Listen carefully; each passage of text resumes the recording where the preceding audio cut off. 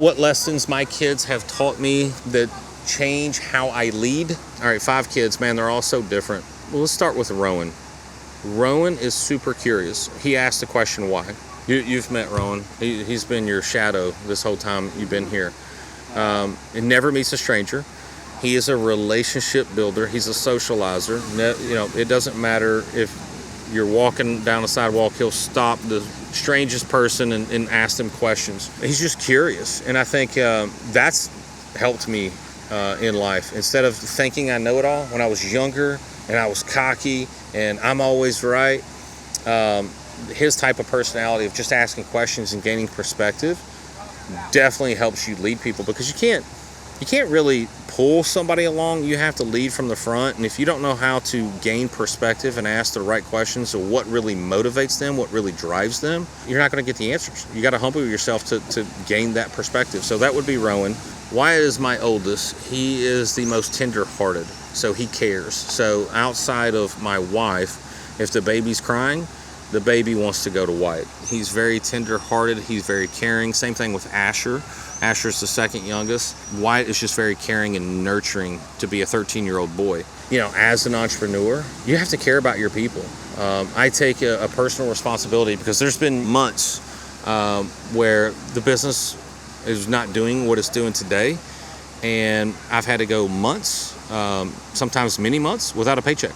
But I will never be in a position where my employees don't get a paycheck. They get paid first. That is their money. And then I get paid what's left over. And that's just part of being a responsible business owner. Unfortunately, I hear these stories where business owners get paid first, and if there's anything left over, then they'll pay the employees. And heard stories where, hey, I'm now having to ask the employees to just hang in there with me and help me generate more revenue so that they can get paid. There was enough money there for them to be paid. You just took it yourself.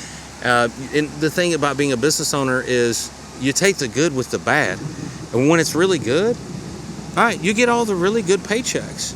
But it's also, you earned it for the times that when it wasn't really, really good, everybody else got paid for what they were doing. And if you had to go without, then that's fine. That is just part of being a business owner. So anyways, it's Wyatt showing me how he cares. I could see that helping me with making sure that I care for my employees. How are their families doing? Are they fulfilling their dreams? Are they not able to take a vacation because they feel like if they take a vacation, then their income is set back? Let's say they're in sales and they're like, hey, I can't afford to take a vacation because if I take a week off, that costs this much money of lost opportunities. That bothers me. I want people to live a similar life that I live.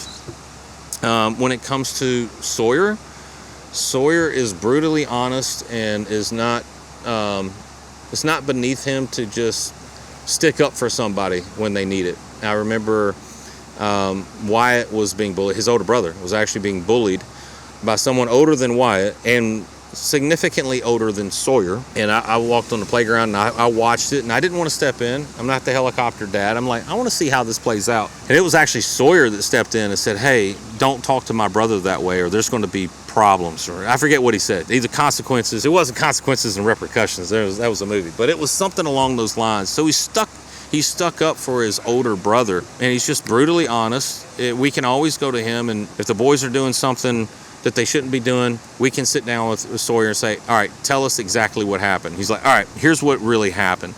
And he's just brutally honest. And that's, one of my core 4 is raw honesty and being transparent with people, even the bad things. And look, the only thing that gets shared on social media these days is all the good things. And very rarely do people share the downs along with the ups. And I think just having raw honesty and transparency allows you to build deeper connections with people. So, and then Asher, you don't mess with Asher. I don't care if he's 4 years old. And then Shepherd, he's just sweet.